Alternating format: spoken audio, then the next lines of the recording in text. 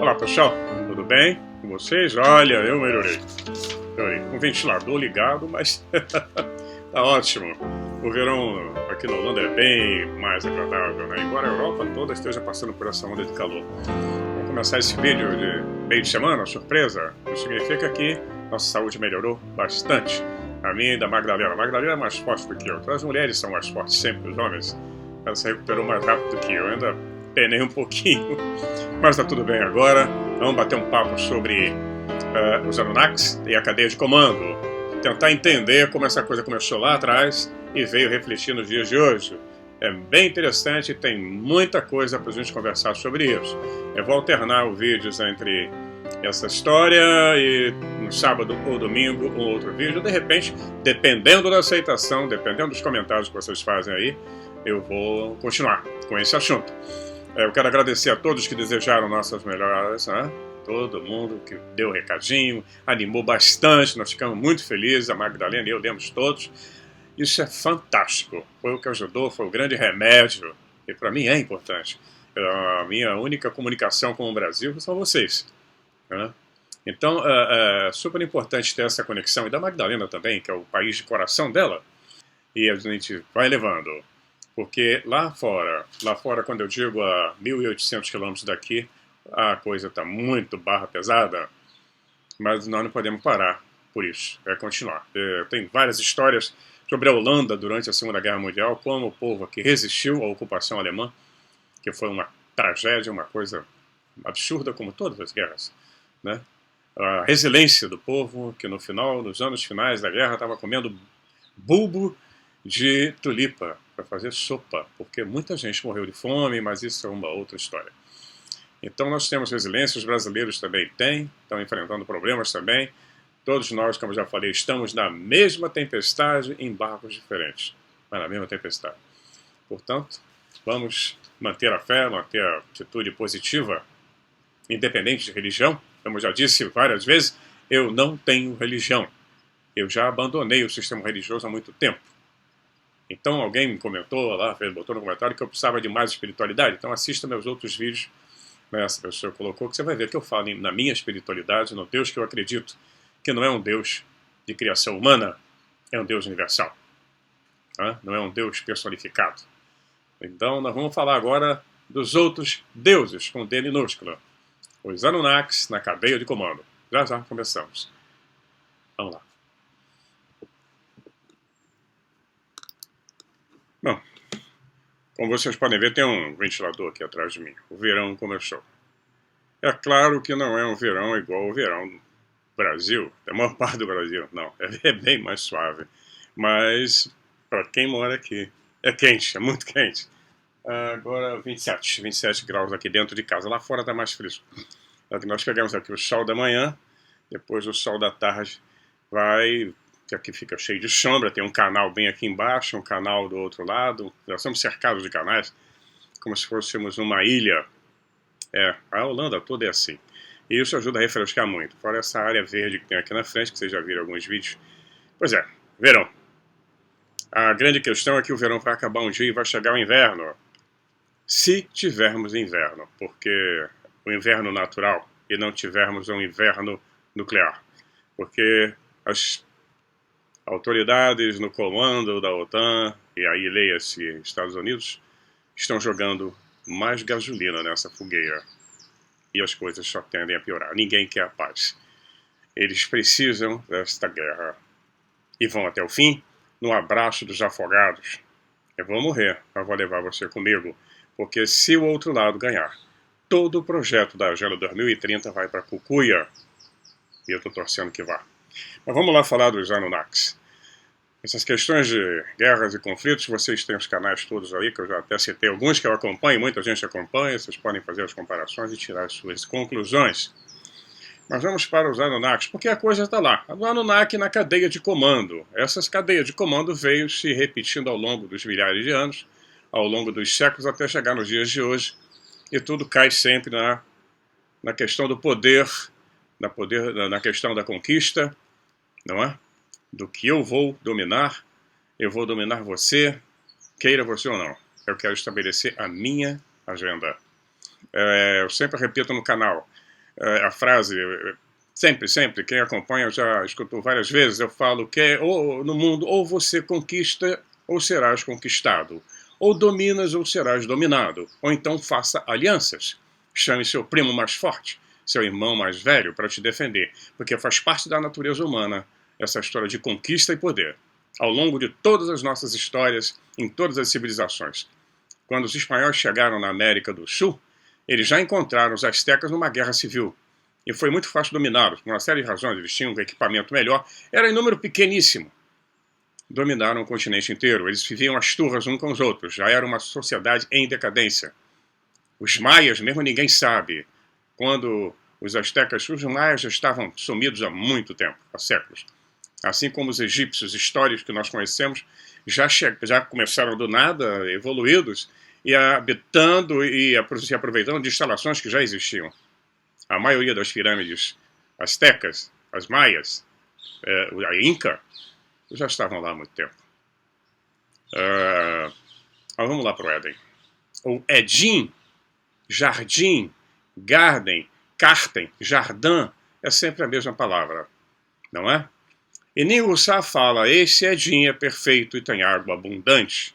Esse é o primeiro épico de Karsag. Vamos falar sobre as tabuletas da criação.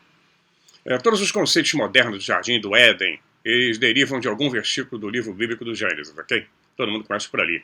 Nenhum dos quais é inteiramente livre de ambiguidade. Os antigos documentos hebraicos, dos quais a primeira parte do livro foi compilada, continham escrita simples e básica e com muito poucas vogais. Lembre-se que no hebraico não tem vogal. É complicado ler. E nenhuma das inflexões modificadoras que mais tarde deram flexibilidade à língua, como os da Gesh, botaram a pontuação, né, os maçoretas, que transformaram a língua hebraica da primitiva para a língua hebraica que vocês conhecem hoje. E nenhuma das inflexões modificadoras que mais tarde deram flexibilidade à língua. Então, a ausência de vogais leva a essa ambiguidade. E é por isso que ainda hoje, depois de milênios de erudição, de estudos, ninguém sabe como era o nome de Deus, nem como ele era pronunciado. Como resultado, as nossas igrejas variam em sua interpretação de Yud, He, Vahe, né? Ou Yahvé, Yud, a letra Yud, a letra Rei, a letra Vav, a letra Rei, Yud, Rei, Vahe, e Yahvé. E aí virou mesmo o Yahvé e o Jeová. E essas são apenas duas possibilidades. A outra fonte da ambiguidade reside no fato que as primeiras línguas do Oriente Médio se apoiaram fortemente na paronomásia. Eu vou explicar o que é paronomásia, para dar variedade às frases simples. Isso é uma forma de trocadilho que permite que vários significados diferentes fossem dados a um único conjunto de símbolos. Por exemplo, na fala, é provável que leves inflexões de tom diferenciassem os significados, mas na palavra escrita não há tal indicação para nos ajudar. Então, os estudantes modernos da Bíblia, como seus predecessores, têm que adivinhar o significado de muitas palavras do ângulo de suas próprias noções pré-concebidas do texto. Em todas as três línguas básicas e antigas do Oriente Médio, o hebraico, sumério e babilônico, um estudioso com um viés secular, quer dizer, não religioso, produziria uma tradução diferente do mesmo texto daquela produzida por um estudioso com um viés religioso. E isso pode ser facilmente ilustrado.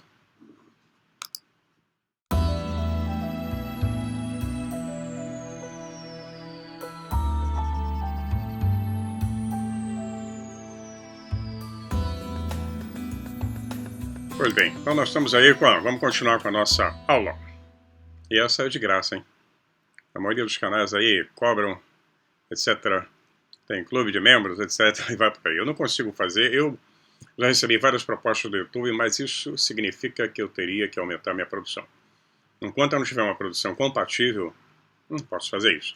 A vantagem do clube de membros é que você pode fazer lives sem um problema com a censura, porque no caso você não tem patrocínio. É um clube fechado, é um grupo fechado, então você pode falar assuntos que você não falaria num canal livre como esse, que é o nosso. Né? Mas eu tenho que me esforçar. Só quando estiver nesse nível que eu posso fazer essa live exclusiva, né? Mas aproveitem. Eu já tenho recebido vários convites para fazer lives em outros canais. Eu não faço em canais que tem grupo fechado. Senão eu estaria refrescando o do pato, como se diz no Rio de Janeiro. Não. Se é livre é para todo mundo. Se é para fazer uma live, todos terão direito de participar. Quando fechou, aí eu não vou. Então, nós ficamos assim, entendidos. Recebi vários convites, só participo em canais livres, onde todos terão acesso, democraticamente. Ô, palavrinha aqui, terrível, né? Muito corrompida. Mas vamos lá, vamos continuar. A quinta essência dos primeiros capítulos do livro do Gênesis, ela pode ser resumida em 4 citações bem conhecidas, né? No princípio, Deus criou os céus e a terra. Deus disse, façamos o homem à nossa imagem, à nossa semelhança. E Yahvé, Deus, né, plantou um jardim no Éden que fica no Oriente. Enoque andou com Deus e ele desapareceu porque Deus o levou. Essas 4 citações amplamente usadas são tiradas da Bíblia de Jerusalém, publicada pela primeira vez em 1966, a partir de traduções profundamente pesquisadas e modernizadas pela Escola Bíblica Dominical em Jerusalém. Consideramos essa pode ser a melhor obra, né? A obra mais autoral e erudita de todas as traduções modernas. Eu tenho ela em PDF, quem quiser pode baixar lá em PDF. No entanto, essas frases simples que sustentam os fundamentos do ensino judaico e cristão hoje em dia estão cercadas de armadilhas dos quais os membros médios de uma igreja nada sabem, a maioria das pessoas. Então vamos abrir essa porta, saco de dúvidas, como diz, discutindo 3 delas. No primeiro 3 versos, o termo em inglês Deus é tirado do termo hebraico Elohim. Já falamos exaustivamente sobre isso. Enquanto na quarta esse termo é expandido para Ha-Elohim, que o Ha, né, no hebraico é o equivalente ao O. O problema aqui está no fato de que Elohim é a forma plural de El. El. E se El originalmente significava Deus, então Elohim deveria significar deuses. E Ha-Elohim deveria significar os deuses. Então, tá aí. Isso dá polêmica, mas o pessoal estria, sacoleja, esperneia, mas não tem jeito, são deuses.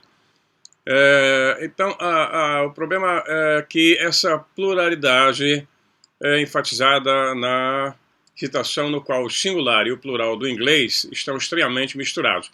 Deus disse, façamos o homem à nossa imagem, à nossa semelhança. Deus disse, façamos nós o homem à nossa imagem e à nossa semelhança.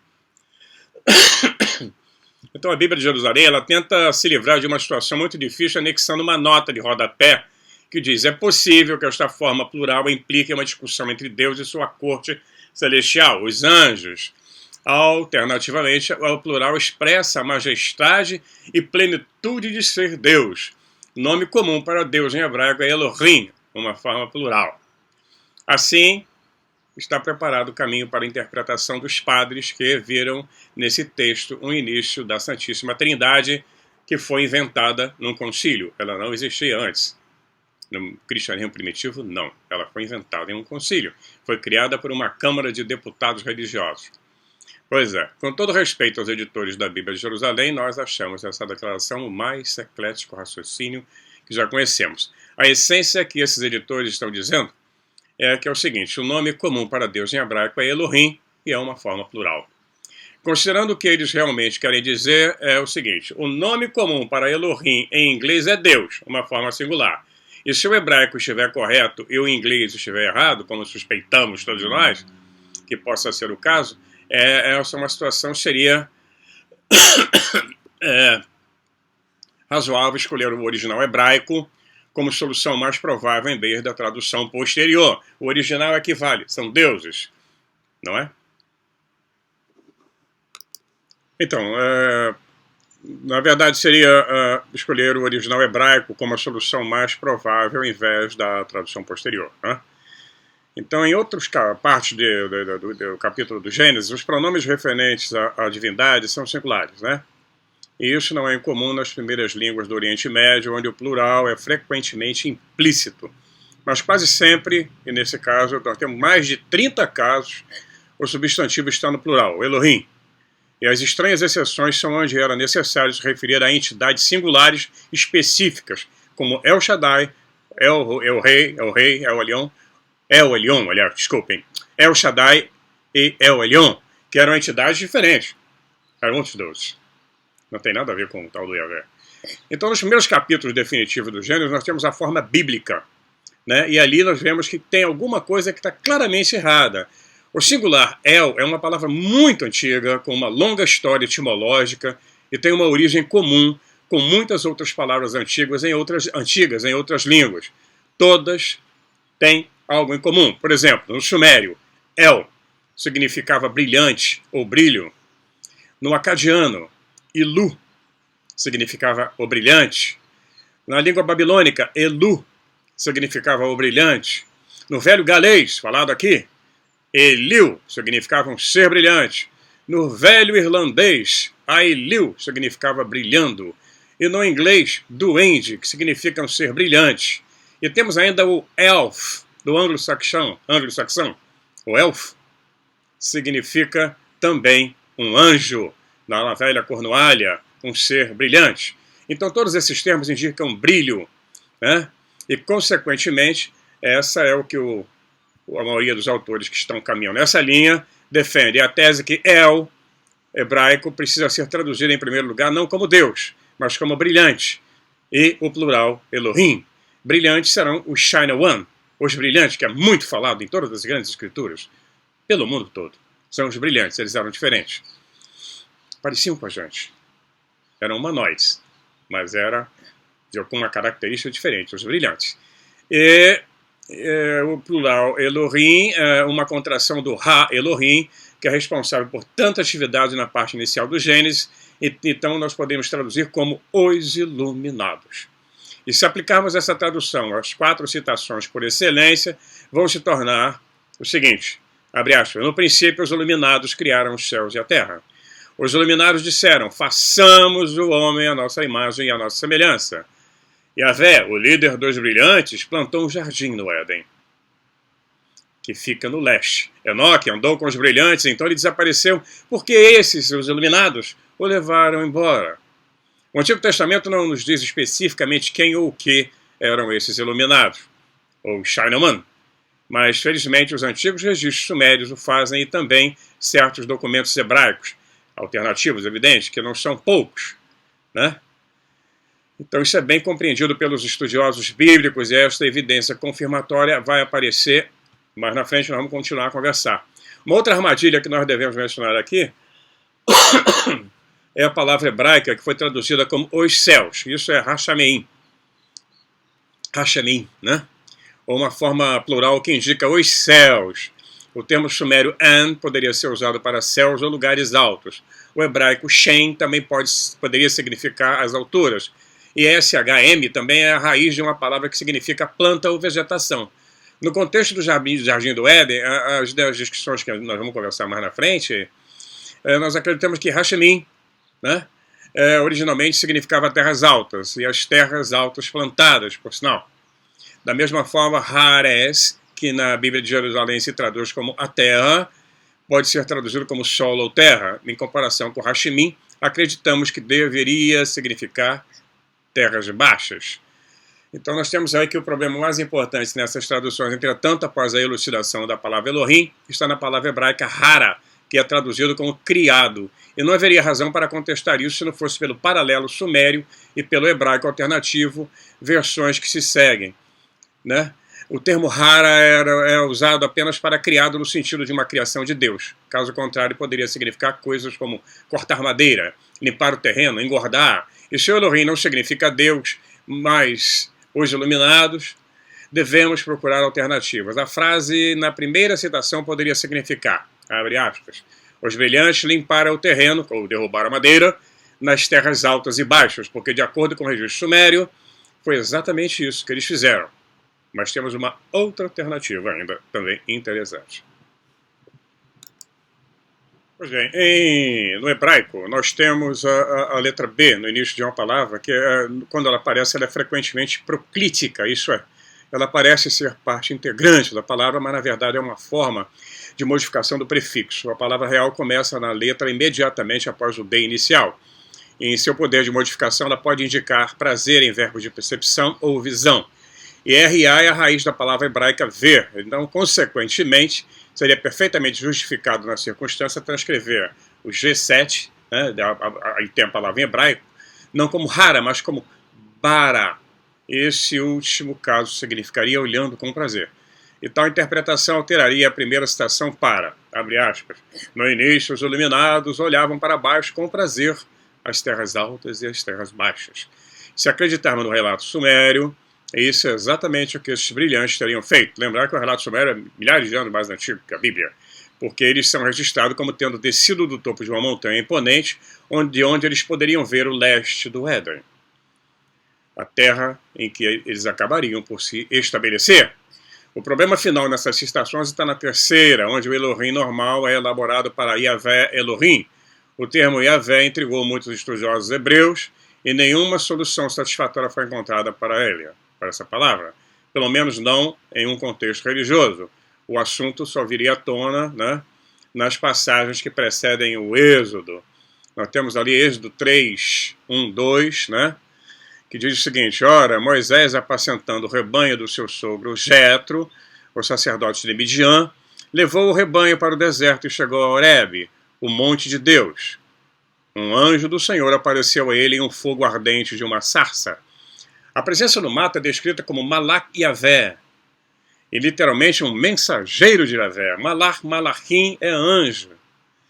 Então, está aqui, é anjo, mas o anjo se descreve assim: à 1h, disse ele,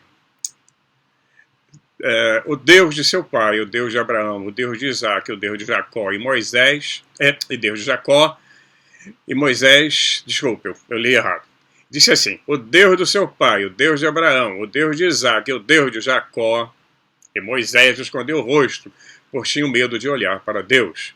Aqui nós temos um excelente exemplo da dificuldade que surge quando o termo no plural, né, Elohim, é traduzido como Deus. Este era um El, um iluminado, um anjo, que estava dizendo, na verdade, eu sou o iluminado que o seu pai conhecia, e Abraão, Isaac e Jacó também. E a narrativa continua com Moisés sendo pressionado a aceitar a missão de resgatar os israelitas da escravidão do faraó do Egito. E o que ele estava muito relutante em fazer. Em Êxodos 3, capítulo 3, versículo 13, 14, Moisés disse a Deus, né? Quando eu for aos israelitas, eles disseram, o Deus de seus pais me enviou a vocês, e eles me perguntarem qual o nome dele, o que devo dizer a eles? Deus disse a Moisés, Erie, Axé, Erie. E ele continuou, assim direis aos israelitas, Yahvé me enviou a vocês. O significado da frase hebraica Erie, Axé, Erie, é aceito como incerto, tendo sido traduzido de várias maneiras, como eu sou o que sou, e você não tem nada com isso, né?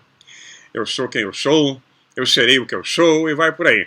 Acredita-se que Erie significa eu sou ou eu serei. Além disso, que na terceira pessoa, Erie muda para Yahvé. Ou mentira, aliás, Yahvé não, é Yahvé. Yahvé. Eu tenho que saber qual é a pronúncia certa, que significaria mentira. Mas isso é uma especulação acadêmica, não é a minha área. Eu estou apenas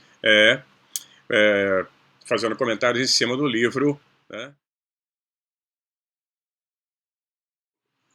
Genius of the Film, de Christian and Barbara Joy O'Brien. Eles são fantásticos. O Christian, ele foi engenheiro inglês nessa área onde hoje é o Irã, onde era a Pérsia, né? Agora é Irã. E ele ali fez pesquisa, eu falei deles em outros vídeos, lá na Poeira dos Anjos, etc. É bom que vocês assistam sempre os outros vídeos, pelo menos os mais recentes, para que poder ter um segmento. De vez em quando eu vejo lá nos comentários as pessoas me fazendo perguntas que eu já respondi lá atrás. Várias perguntas que eu já respondi, quer dizer, ele pega o vídeo agora, um vídeo de 30 minutos no máximo, 35, e quer todas as respostas sobre o que eu estou falando. Tem que assistir na sequência. Os vídeos são curtos, não são longos, não são lives de 2 horas, 3 horas, então dá para dar uma olhada lá e ver sobre o que eu falei. Já respondi várias vezes lá. Pois bem, esse tudo está saindo desse livro. Eu coloquei aí a capinha do livro, onde eles fazem um extenso e profundo trabalho de pesquisa, eles são acadêmicos, em cima dessas tabuletas e da interpretação que foi feita e das diversas interpretações que foram feitas. Essa história do sumério, a língua suméria já está traduzida há muito tempo do século XIX. O Zecharia Sitchin, que eu gosto muito, eu tenho a coleção dele toda, amo de paixão, mas ele comete falhas incríveis, ele se abstém de falar de determinados assuntos, Ele não traduziu nada, já estava traduzido, ele reinterpretou, ele fez uma releitura. A maneira dele, que eu acho muito legal de ler, eu amo os livros dele, é uma delícia ler os livros de Zecharia Sitchin. Mas existem outras leituras, outras interpretações. Nós temos diversas maneiras de interpretar e de chegar à conclusão, colocando lá no contexto. O Zacarias teve uma série de barreiras, inclusive religiosas e políticas. Ele omitiu muita coisa, errou em algumas outras, né, colocou algumas teorias que não são possíveis de aceitar, como a pirâmide sendo um farol para navegação. Quem vem de outra galáxia não precisa de farol de navegação, de pirâmide, coisa nenhuma, alinhamento para aterrissar. Quem precisa disso são os aviões hoje. Aliás, nem hoje. Hoje é tudo no controle automático por computação. O avião vai e volta o destino numa boa sem que o piloto coloque as mãos. Entre outras coisas, né? Mas eu gosto muito dele, viu? Eu filtro, como eu filtro tudo que eu leio. Né? Vamos continuar lá então no relato do Christian. Ele continua, né? Ele diz que as dificuldades surgem, né, quando você tem essa questão da tradução, né? Então nós temos que o termo Asher não significaria quem ou aquele nesse contexto, mas é cognato com a Suméria, que significa perfeito, ou aquele ser perfeito, ou um perfeito, ou eu sou perfeito. E talvez, mais provavelmente, eu sou o primeiro dos Elohims, eu seria o chefe da turma toda. Eles eram diferentes, eles tinham diferentes personalidades. E isso seria compatível, né? Isso tudo está lá no Genius of the Phil, o livro que eu uso. É um livro fantástico. Não tem em português, etc. Né? Como eu sempre comento, é difícil de achar, inclusive. Então poderia ser, como reivindicações posteriores, eu sou o alfa e o ômega, o primeiro e o último. E o termo Yahvé, então, poderia ser um epíteto ao invés de um nome, indicando que ele é o primeiro ou o líder daquela turma. Né? E sobre essa interpretação, que é a que melhor se adapta à evidência suméria e hebraica alternativa, teria existido então um grupo de seres na Terra cujas características físicas eram tais que homens de duas culturas, né? Homem comum de gênero, hein? Homem e mulher. A semítica e suméria se referiam a eles como os brilhantes, ou Shine One, e o chefe do grupo, em termos hebraicos, era o Yahvé, ou Lord, Senhor. Não tem nada a ver com Deus.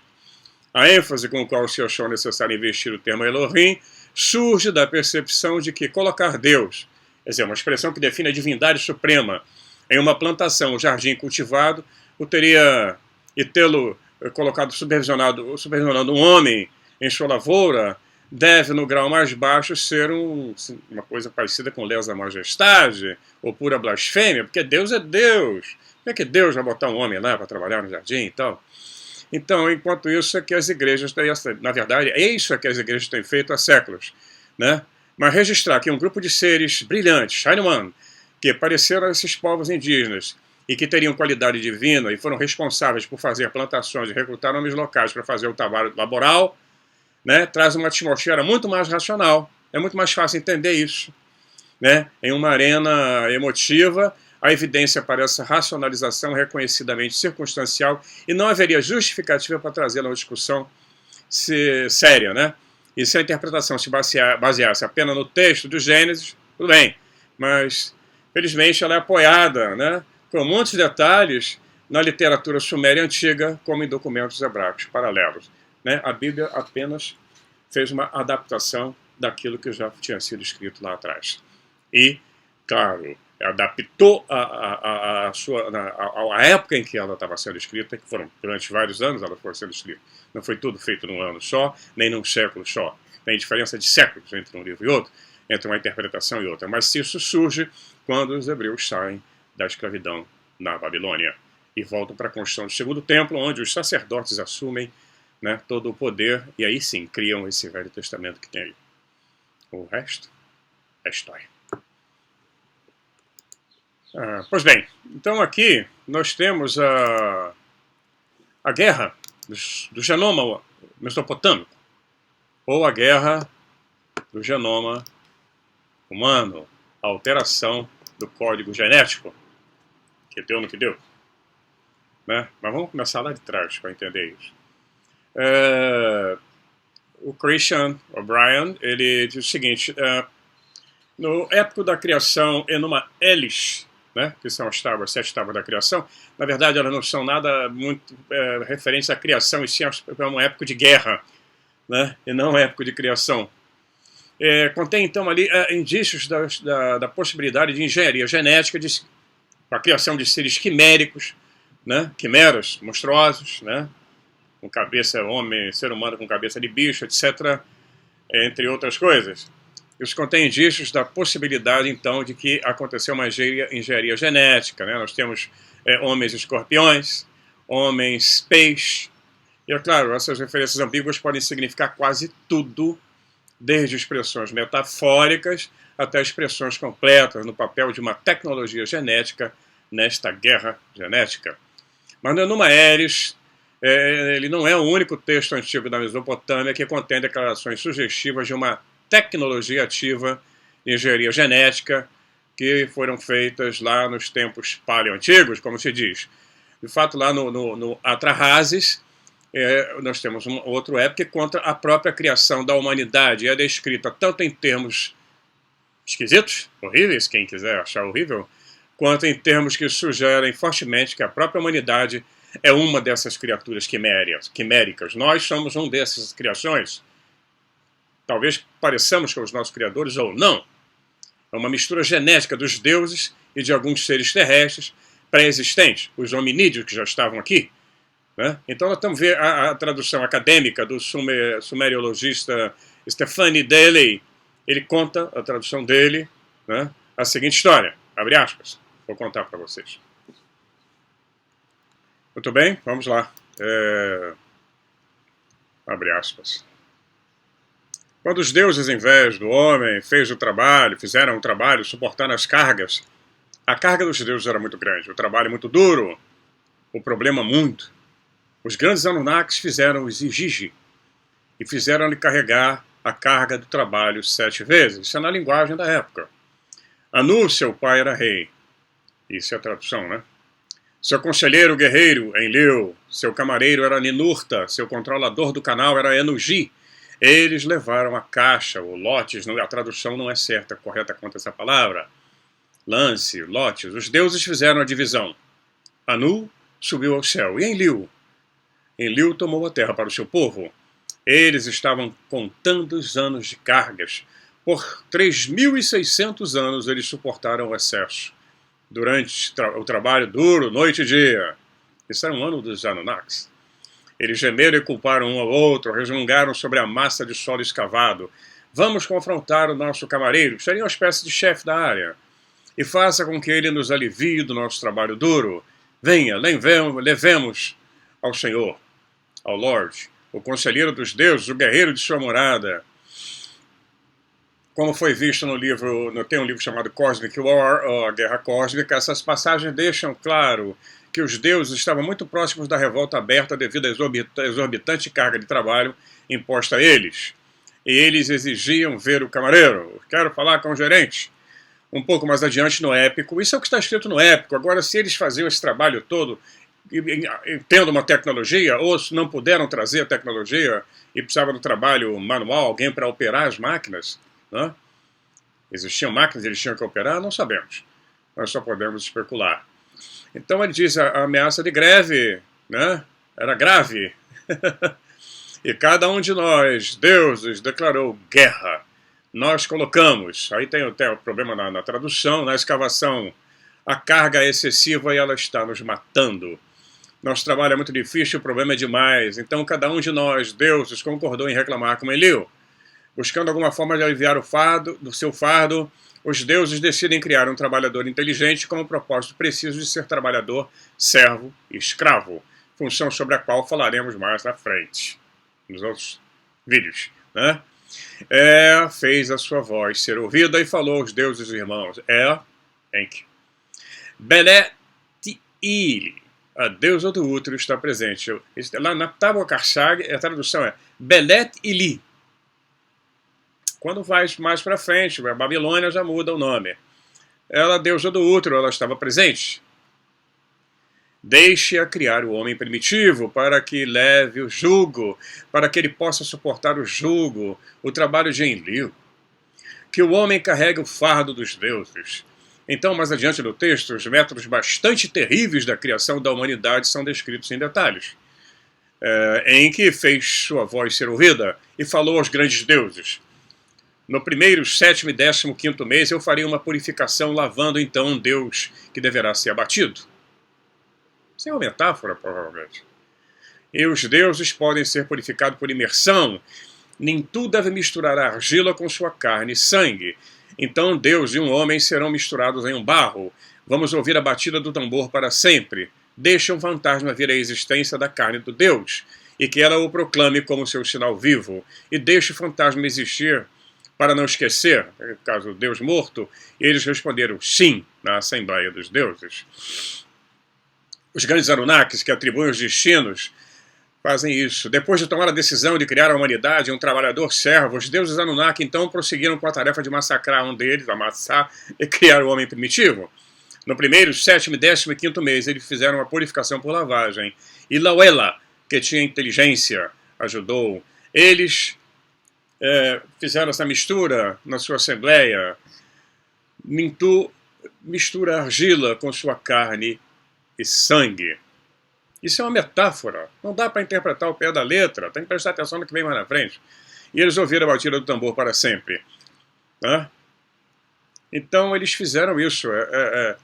Tem um padrão na tradução acadêmica, sempre quando eles traduzem, tanto é que nós vamos ver com Zecharia Sitchin, entre outros, fazem esse tipo de tradução pela letra, mas não é isso. Eles fornecem uma visão crucial da moralidade dos Anunnaki, que claramente não estão acima de assassinar um deles para aliviar a carga de trabalho do resto, para criar seu trabalho escravo, ou um homem. Né? Então nós vamos ver que no livro de Christian e Barbara Joy O'Brien, eles explicam na interpretação deles, nessa tradução, no livro de referência de Genius of the Phil, onde mais uma vez eles sustentam que esses exercícios padrões de tradução acadêmica podem estar perdendo algumas pistas significativas, mas para apreciar o caso que eles argumentam, nós vamos entendê-lo à luz dos seus pressupostos metodológicos mais amplos, né? Pois esses, por sua vez, levantam mais uma vez a questão para a apologética religiosa, para essa interpretação. Então os O'Brien expõem o tema e as fontes consultadas no seu livro da seguinte forma. Eles falam o seguinte: o gênio de poucos, né, que seria The Genius of the Few, é um relato de atividades de um grupo de pessoas cultural e tecnicamente avançada que estabeleceram em um vale montanhoso no Oriente Próximo por volta do ano 8200 a.C. E como sua principal preocupação, se estabeleceram um centro agrícola para o ensino e treinamento das tribos locais. Suas atividades secundárias foram ainda mais dramáticas. Se os relatos que temos de fontes acadianas e nossas interpretações deles devem ser aceitos. O registro desses iluminados, ou Shine One, como preferimos chamar, são extraídos de 3 fontes principais. As tabuinhas suméricas da biblioteca de Nippur, no qual eles são chamados de Anunnakis, os documentos antigos dos livros hebraicos de Enoque, onde eles são descritos como anjos, Malak, e uma interpretação crítica do livro bíblico de Gênesis, que usa as palavras hebraicas de Ha Elohim. Então é com essas fontes que nós vamos daqui para frente, né, com as tabuinhas acadianas, da biblioteca de Nippur e a sua interpretação, e a interpretação do O'Brien, é que nós vamos fazer os vídeos daqui para frente. Nós vamos tentar entender o que aconteceu nessa cadeia de comando. E no próximo vídeo a gente continua. E agora eu vou publicar toda quarta ou quinta-feira um vídeo, e lá sábado ou domingo o segundo vídeo.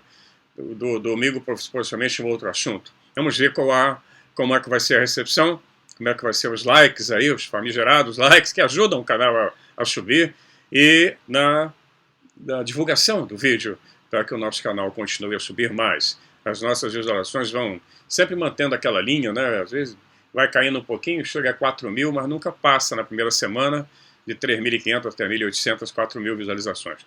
Não é pouco, mas podia ser melhor.